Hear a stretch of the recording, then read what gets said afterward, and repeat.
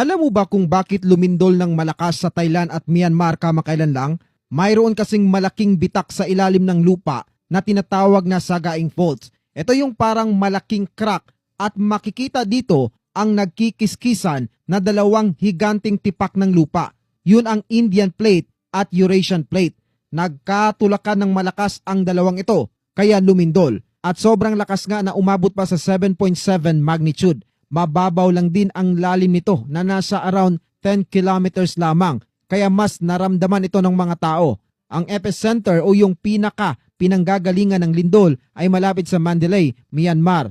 Pero umabot ang pagyanig hanggang Bangkok, Thailand. Ang layo nun yan ay nasa around 640 miles. Yung ganitong lindol, hindi na bago sa lugar na to. Matagal na ang earthquake hotspot ang Myanmar dahil sa fault line na yan. Yung huli nilang malakas na lindol ay noong 1956 pa. Pero ngayon, parang nagising uli ang faults kaya nagkaroon ng napakalakas na lindol. Bali ganito po yan. Sa ilalim ng lupa ay may mga tipak ng bato na nakaipit.